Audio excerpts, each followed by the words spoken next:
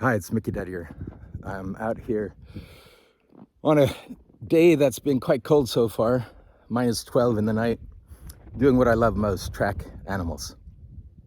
And we're really fortunate to have a lovely cover of 30 centimeters of snow. So normally when recording these videos, I'll be walking and moving, but it's so heavy now, the snow, that I'd be panting and be largely inaudible if I were to do that. But I've been tracking moose, which is something I love doing. You can see the tracks here, I hope.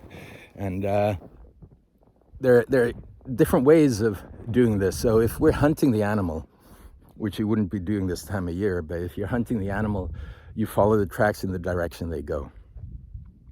And that stresses the animal this time of year. They got really scarce resources. They don't really have a lot of energy to spare, and so tracking them, stirring them from rest, whatever it might be, will stress them unnecessarily.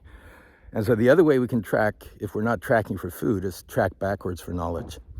We can follow those tracks in the other direction and learn a lot about the animal without taking anything from the animal. Now, why am I talking about that in a channel that's about the initiation of our teenage boys? Well, there is an etiquette to how you track. There's a way of doing it that's respectful and reciprocal, and that doesn't treat the animal merely as a resource, but as a relationship. And we can either go forward or we can go backwards. So this time of year, I'm going to follow it backwards. Now, our son approaches adolescence, and it's a time of it's a threshold time, a period of neither child nor young man. Now, your boy might be approaching adolescence, and if he's around 12 years old, where you can see that he is coming of age, you can notice the signs of him pulling away, and you're worried about his future. How's he going to fare? Have I prepared him well for what is to come when he's away from the safety of the household? Does he have the resources? Will he lead a good life? Is he resilient enough? All these questions that come up for us as we hold on and let go at the same time. Now, one thing we can do as our son begins to show the early signs, and we prepare for that transformation. And hopefully, if we're lucky, we can hand that transformation over to dear friends, trusted friends, people that he knows, to help us steward him into young adulthood. So one thing we can do is look back. How did we get here? What have the past 12 years been like? What have we emphasized that we really, really want to pass on to him? Now, as tracking a moose in wintertime has an etiquette, so do we. And that might be, we might be aware of the values, the rules, the norms, the agreements, the traditions, the rituals, the ceremonies that I just heard a sound. I thought it might be a moose. I'm really curious where it is. That we've tried to instill in our son that has marked our household rhythm. And to take some time, maybe you're a single parent or a solo parent. Maybe you are a so-called nuclear family. But to have that conversation with your partner, or even with your ex, if you're on speaking terms, which I hope you are. Or maybe you go through photo albums. Maybe you have things written down, or maybe you just remember and take stock. What have we emphasized? What's really, really important to me?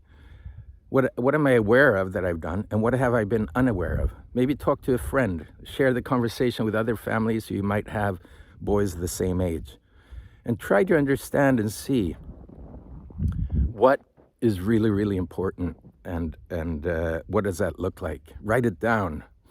And when you have some clarity around it, and it doesn't have to be, a huge labor, but when you have over time some clarity, have conversations with your son.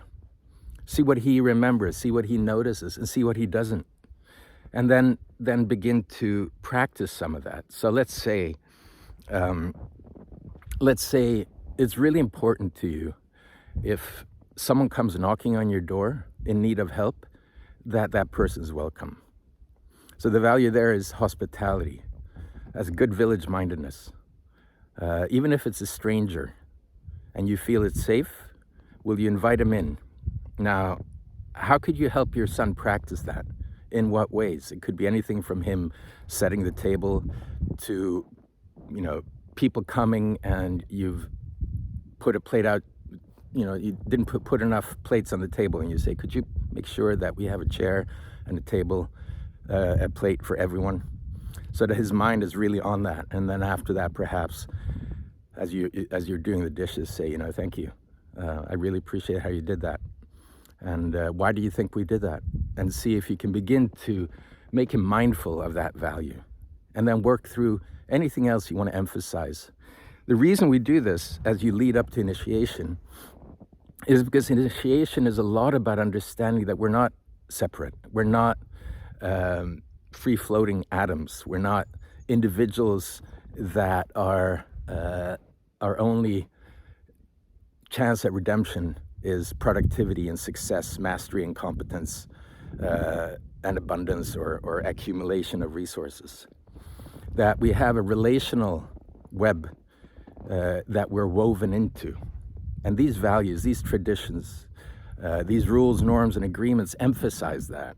It's something we can put in his backpack as he heads out on the trail, away from the home, that will see him through some hard times. So, there's so much to say about this, obviously.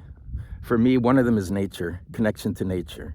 And one of them one of the values I taught the boys is tracking and how we track and the respect we have for the animals. That we don't always take what we want.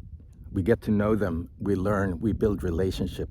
And that relationship is reciprocal. It's respectful. And so those are some things that I've really done my best to instill in my boys, because I think that'll see them down the line lead a life that situates them in the web and helps them through the tougher times and the darker seasons. That's it for now. Please leave any comments. I always love to hear from you. And go well. I'm going to head out now and backtrack this moose. Bye-bye.